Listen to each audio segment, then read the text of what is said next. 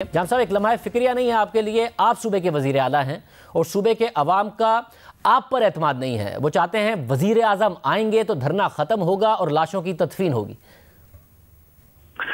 जी, मैं आज उनके पास, जैसे मेरी भी जब मैं उनके साथ बैठा था तो मैंने कहा सूबे के अंदर एक 18वीं तरमीम के बाद बहुत सारे ऐसी चीजें होती हैं कि जो उस सूबे के लोग एक अपने चीफ एग्जीक्यूटिव के साथ ही वही रोल होते हैं और वही उस सूबे के अंदर बहुत सारे काम कर सकते हैं जो शायद कोई वजीर आजम या कोई और फेडरल मिनिस्टर नहीं कर सकता। लेकिन आपको याद होगा कि माजी में कुछ, जैसे आज भी मैं उनके पास तो गया था तो मैंने कहा आप इंसिस्ट क्यों कर रहे हैं वजीर आजम के आने का। तो उन्होंने अपना एक बड़ा वैलिड पॉइंट दिया और उनका वैलिड पॉइंट ये था कि जी जब जरदारी साहब के दौर में ये वाकया हुआ तो वफाकी हुकूमत ने उनसे कुछ वादे किए थे और वो वफाकी हुकूमत ने जो वादे किए थे वो 23 पॉइंट्स ऐसे थे जिनका हम सवाल वफाकी हुकूमत से करना चाहते हैं कि उन्होंने उस पर क्या पेशरफ्ती की।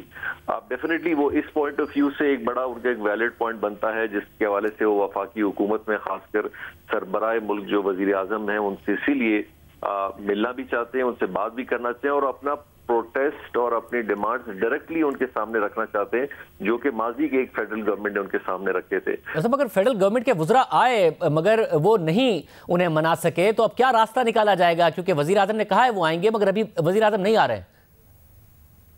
जी, आज हमने अभी उनके वफ्द मुझसे कंटिन्यूसली अभी भी हम उनके वफूद कुछ थे, उनसे हमारी मुलाकात भी हुई है, मेरी बात भी हुई थी, जो कुछ स्कॉलर्स भी हैं उनसे हुई थी कि कम से कम ने कहा था कि हम ये कम से कम कर लें कि दफनाने के अमल को हम कर लें और साथ साथ वैसे ही वजीर आजम साहब आएंगे फिर हम आप अपनी एजिटेशन भी उनके सामने रखिएगा, उनसे पूरा खुल के बात भी कीजिएगा। अब कन्विंस हम कोशिश कर रहे हैं लेकिन शायद उनका मौकफ अभी तक इसी चीज पे बरकरार है कि जब तक वजीर आजम साहब नहीं आते तो दफनाने का अमल इस लिहाज तक मुश्किल है। हाँ, अगर लवाकिन मान जाते हैं तो वो इस बात पे राजी हैं कि वो शायद आज भी दफना दें, कल भी दफना दें। तो इस सूरत में आप वजीर आजम से क्या कहेंगे कि वो बात की जगह फौरी तौर पर आ जाएं? आप वजीर आजम से क्या मुतालबा करेंगे? जी बिल्कुल, मेरे ख्याल से वही है कि वजीर आजम तो देखें हर सूरत वैसे भी आएंगे, अगर इसी दौरान आ जाए तो इंशाल्लाह बेहतर होगा। साथ ही रियासत पाकिस्तान की ज़ाहिर जिम्मेदारी है कि अपने शहरियों का तहफ़्फ़ुज़ करे, उनके जान और माल का तहफ़्फ़ुज़ करे। हज़ारा बरादरी के लिए माजी में भी हमने देखा कि किस किस्म के वाक़यात हुए।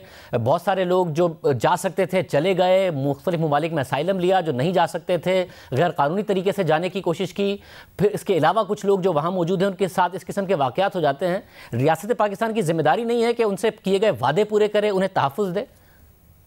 मैं शाजिब साहब ये बात कहूँगी कि पिछले अगर आप तकरीबन 3-4 साल का रिकॉर्ड निकाल लें और उससे पहले का निकाल लें तो चीज़ों में बहुत बेहतरी आई है।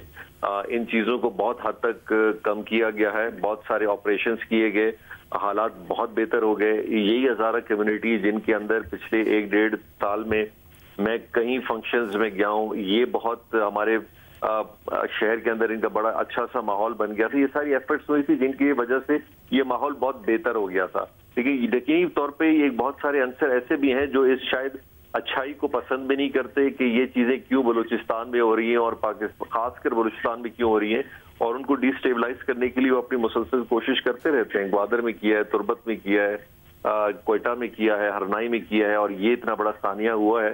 तो हम देखें दोनों चीजों को अपने साथ रख रहे हैं कि हम अपनी जिम्मेदारी की डेफिनेटली देखें।